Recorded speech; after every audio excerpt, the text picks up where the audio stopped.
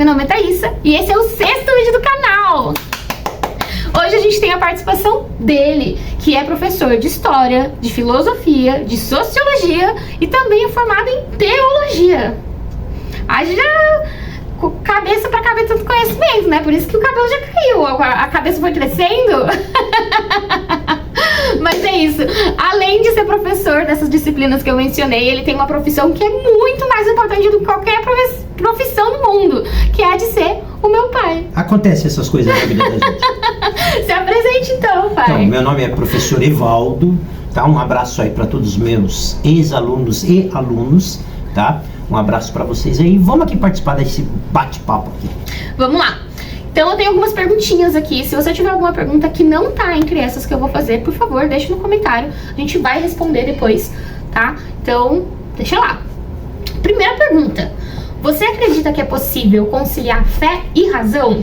Se sim, como é que você faz isso na sua vida? Sim, porque são dois compartimentos diferentes da nossa vida. Na verdade, a questão da fé, ela está para aquelas coisas que não podem ser respondidas de uma forma racional, né?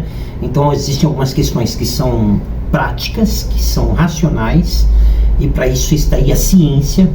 Mas existe aquilo para qual uma explicação humana ela não cabe, porque está para além da nossa compreensão. Coisas como, por exemplo, a vida após a morte, coisa, por exemplo, como a origem de todas as coisas, como tudo surgiu, por que tudo é tão organizado, por que a água para onde tem que parar lá no mar, por que o dia tem 12 horas debaixo do Sol e 12 horas da Lua, por que os planetas giram da forma correta, e se fazer alguma coisinha diferente do que tem que fazer é catástrofe. A teoria do design, né, inteligente vai falar sobre isso, né, sobre essas outras questões. Sim, né, as teorias, então, extremamente alinhadas do universo. Existem várias teorias, né, as 3 mais conhecidas, da criação, da evolução, e tem uma terceira que tenta juntar as duas, que é a do design inteligente. Que inclusive fala sobre evolução, né, micro, sim, macro, atenta, exatamente, é como se fosse assim, ó, as coisas aconteceram dentro de uma perspectiva evolucionista,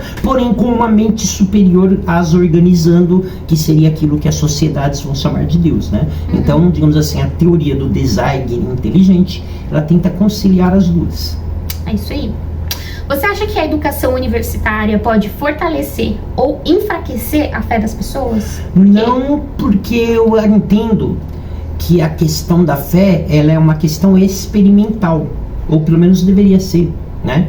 Eu sou cristão porque eu tive uma experiência com Cristo.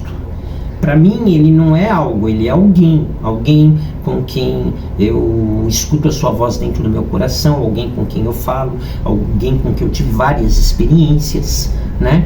Então, eu não sigo algo, eu tenho um relacionamento com alguém, e podem falar o contrário. Ah, não, ele não existe. Como assim ele não existe? Eu tenho experiência com ele, poxa, eu sinto a presença dele, eu escuto a voz dele, ele fez tanta coisa na minha vida, você está dizendo que ele não existe? Como assim? Então, talvez eu não exista também. Então, quem é?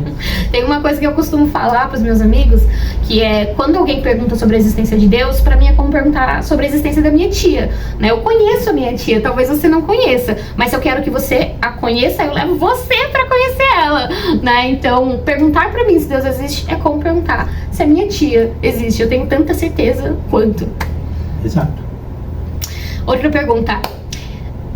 Na sua opinião, a fé cristã, ela pode contribuir para a filosofia, para a sociologia, para a história de alguma forma? Sim, inclusive porque muitas vezes elas vão falar sobre as mesmas coisas, principalmente dentro da perspectiva filosófica, né?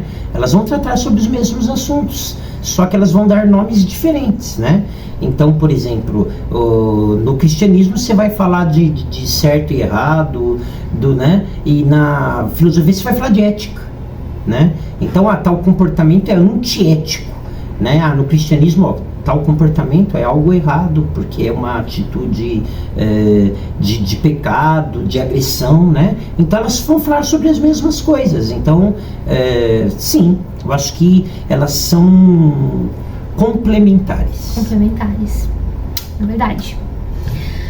Na sua experiência, no seu estudo, mesmo quando você ainda era universitário ou agora como professor, teve alguma questão que você se deparou estudando, né, na sua formação, que fez você questionar a sua fé? Veja bem, tem uma questão, né, que se você não tomar muito cuidado, você pode acabar se enrolando com isto. Seria a questão de você saber separar a ideia, o conceito, da prática, né? Dar um exemplo aqui, por exemplo. Vou dar um exemplo. A questão do que a igreja, ou, né, entre aspas, o cristianismo fez no período medieval, perseguindo, matando pessoas,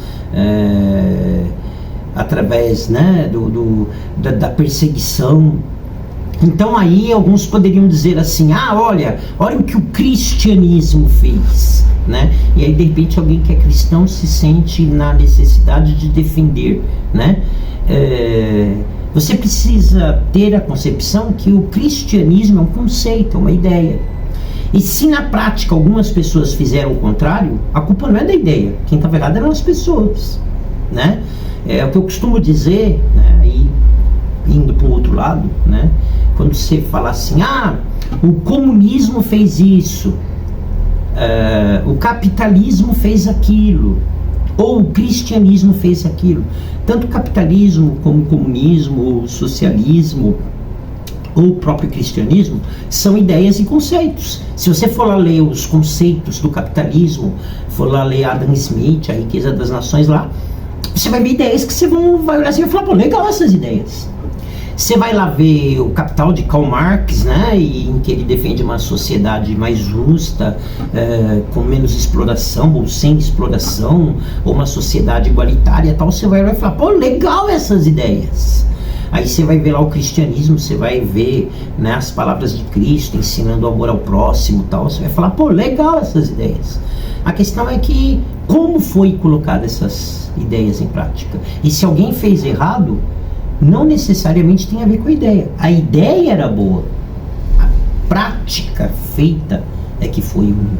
E a gente não pode, devido à prática, negar ou demonizar a ideia, tá? Porque existem várias formas de ser aplicado. Então existem várias formas de ser aplicado o cristianismo. Uma delas foi através da escravidão africana, 300 anos. Mas tem só essa? Não. Eu não posso dizer que, eu vou dizer que o capitalismo se resume à escravidão africana. Eu vou dizer que o socialismo se resume ao que aconteceu na Rússia de Stalin. Ou eu vou dizer que o cristianismo se resume ao que a Igreja Católica fez no período medieval. Não posso. As ideias estão lá. Se fizeram errado de forma errada, deve cair o julgamento sobre as pessoas e não sobre as ideias. É verdade. Bom, a gente teve uma pergunta aqui sobre como a fé, né, poderia contribuir para essas disciplinas que você estuda. A pergunta agora é, você acha que a filosofia, a sociologia, a história pode contribuir de alguma forma para a fé? Essa pergunta é uma pergunta um pouco complicada de se responder. Porque aí, se fosse assim, para a fé cristã, seria uma linhagem de resposta, seria uma linhagem de raciocínio. Para a fé, eu acho que a fé é uma coisa pessoal. Ao passo que essas disciplinas, elas têm mais a ver com uma questão de sociedade, tá? Então eu acho que são lugares diferentes, né? Eu acho que é muito mais fácil a minha fé, a minha crença de valores contribuir para uma sociedade mais respeitosa, mais igualitária, mais ética, né? Do que o inverso, né? A ciência contribuir para a fé. Pode ser assim no sentido de que de repente eu tenho um conhecimento a respeito de algo e eu fico colocando em xeque, pô, mas algo maravilhoso aqui sim, tem que ter uma mente por trás. Aí talvez sim, mas... Como no design, né? Como na questão do design inteligente, né? Pode ser nessa perspectiva, mas eu acho que é mais difícil. São duas coisas diferentes. São duas coisas diferentes. Legal. Tá. Inclusive, eu aqui mesmo no YouTube assisti um vídeo de um rapaz que eu não me lembro o nome, mas que é teólogo, né? E ele vai falar que a fé e a razão, né, a ciência e a religião, né, elas não brigam porque são línguas diferentes falando sobre uma mesma coisa, né? Então elas não estão se contradizendo. Então, da mesma forma que elas não se somam, elas também não brigam, né?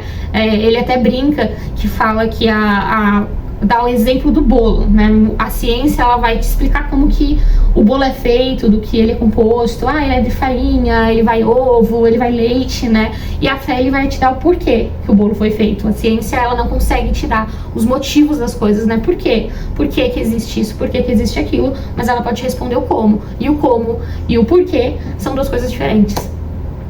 Outra coisa, acho que é a última pergunta já.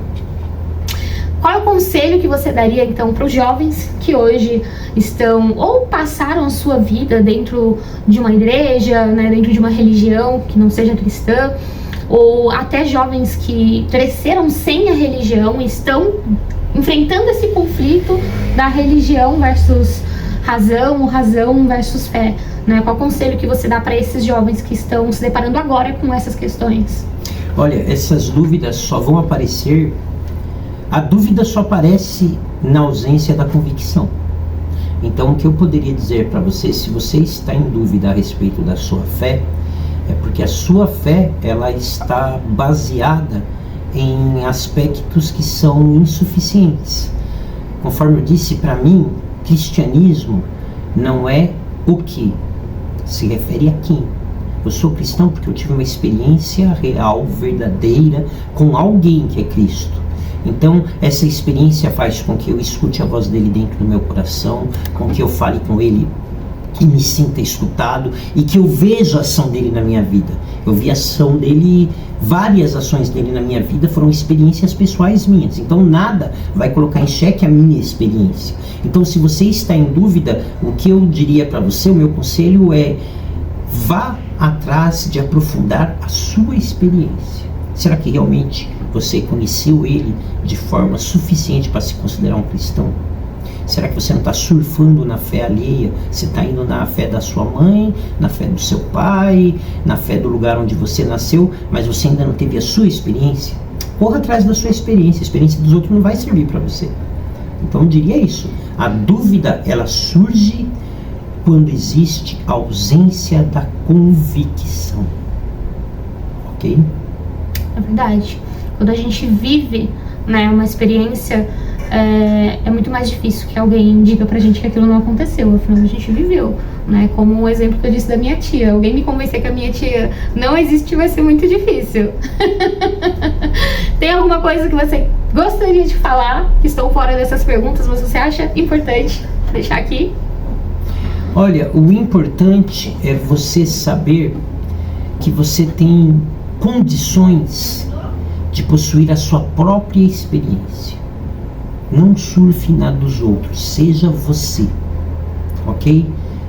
Somente dessa forma, inclusive, que você vai conseguir ser feliz ou ter uma vida satisfatória, ok?